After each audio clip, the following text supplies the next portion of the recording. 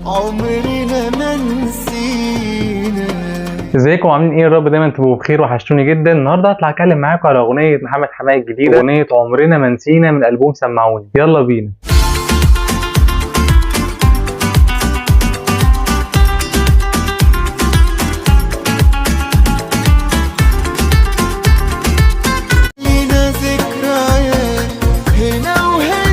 أغنية عمرنا ما نسينا من ألبوم سمعوني لمحمد حماقي من الألبوم الجديد 2026. الأغنية من كلمات تامر حسين ومن ألحان وليد سعد ومن توزيع أحمد إبراهيم. بصوا يا جماعة، الأغنية دي من الأغاني الكارثية في الألبوم. أغنية كده تتحط في حتة لوحدها، من الأغاني الطربية الحلوة قوي، من الأغاني اللي هي رتمها القديم، الحاجات اللي احنا بنحبها. في الناس بقى اللي هي بتاعت زمان والسميعة اللي بتسمع بجد. الأغنية دي معمولة لينا. الأغنية جميلة جدا كموضوع، إن إحنا عمرنا ما نسينا السهر والليالي والحاجات الحلوة اللي ما بيننا. اللحن كان عبقري من وليد سعد، ودى الأغنية في حتة طربية جامدة جدا. على صوت محمد حماقي الأغنية كانت ممتازة. تامر حسين أقول لك شابوه كبير جدا على الكلمات الجامدة والرايقة اللي أنت عملتها دي. رجعونا لأيام زمان والأغاني بتاعت زمان، زمن الجميل. توزيع برضو كان رايق جدا من أحمد إبراهيم، عامل توزيع كده يا جماعة زي الكنافة بالقشطة.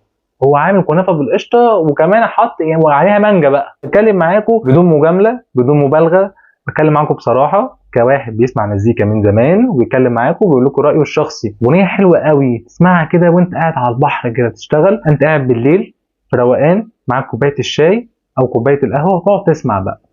من الاغاني الرايقه جدا لمحمد حماقي في الالبوم. ايه العظمه اللي انتوا عاملينها دي؟ من الاغاني اللي خطفت قلبي قوي والريتم بتاعها جامد ورجعتنا الايام كده، ايام الزمن الجميل. اغنيه يا جماعه لو جيت سالتوني قيمها اديلها 10 من 10. من الاغاني التحفه جدا، عشان بحب الاغاني الطربيه والنوعيه اللي هي بتاعت اغاني زمان، فرجعتني لايام زمان قوي فحبيتها جدا. الاغنيه من الاغاني المتكامله على فكره، مش شايف ان هي ما فيهاش غلطه. من الاغاني اللي انا هرجع اسمعها الفتره اللي جايه كتير. من الاغاني برضو اللي هي تسمعها كده تحس ان انت متسلطن، عارفين ان انت متكيف كده ومتسلطن.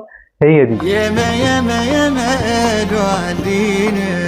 عمره ما نسي اللي كان ما بينه وما بين حبيبه والليالي والسهر والشوق. يعلي على نفسه في الالبوم ده جامد جامد عن كل البوم، عمال يعلي على نفسه اكتر واكتر. اقول له شابوه كبير، اختيارك حلو جدا، في تنوع كبير في الموسيقى وفي الاختيارات وفي المزيكا. الاغنيه بشكل عام زي ما قلت لكم هي كلها كده على بعضها عظمه.